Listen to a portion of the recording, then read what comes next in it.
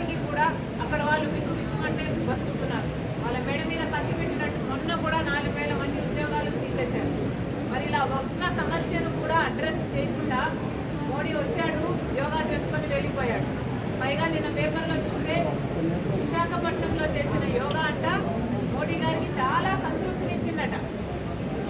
మంచిదే, మీకు సంతృప్తినిచ్చింది, కానీ ఆంధ్ర రాష్ట్ర ప్రజలకు కూడా కొంచెం సంతృప్తినిస్తే బాగుండేది కదా. ఒక్కటంటే ఒక్క అష్యూరెన్స్ కూడా ఇవ్వకుండా మోడీ గారు వెళ్ళిపోవడం నిజంగానే చాలా దారుణం. అలాంటి మోడీ గారికి, అలాంటి బీజేపీకి ఉన్న పార్టీలన్నీ కొత్తగా మారిపోయాయి. 5 సంవత్సరాలు జగన్మోహన్ రెడ్డి గారు గులాంగిరి చేశారు. ఇప్పుడు ఏకంగా చంద్రబాబు గారు, పవన్ కళ్యాణ్ గారు కూటమి కట్టారు. అందరూ కలిసి మోడీని ఎత్తి పట్టుకున్నారు. ఆ బలంతో ఈరోజు మోడీ విరవీగుతున్నాడు. ఇలాంటి పరిస్థితిలో రాష్ట్ర రాజకీయాలలో అటు అధికార పక్షమైన అటు ప్రతిపక్షమైన ఎవ్వరూ కూడా మోడీని ఎదిరించే సాహసం చేయని నేపథ్యంలో కాంగ్రెస్ పార్టీ ఈరోజు మన రాష్ట్రంలో బలపడడం ఇంకా చాలా అవసరం.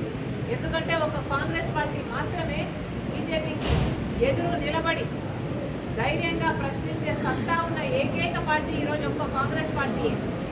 కాబట్టి ఈ పార్టీని బలోపేతం చేసుకోవడం మా బాధ్యతే కాదు, కార్యకర్తల నాయకుల మా బాధ్యతే కాదు, ఈ రాష్ట్రానికి అవసరం కాంగ్రెస్ పార్టీ.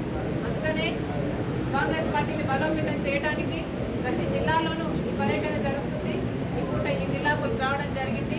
ఇక్కడ ఉన్న నాయకుల, కార్యకర్తల సమస్యలను విని వాళ్ళ అభిప్రాయాలను సేకరించి త్వరలోనే కాంగ్రెస్ పార్టీ పూర్తి స్థాయిలో జనంలో పోరాటాలు చేసి కాంగ్రెస్ పార్టీ నిజాయితీని ప్రజల ముందు పెట్టి మిగతా పార్టీల అన్యాయాలను, అక్రమాలను ఇవన్నీ కూడా ప్రజలకు వివరించి కాంగ్రెస్ పార్టీని బలోపేతం చేసుకునే దిశగా ఈరోజు ఈ కార్యక్రమం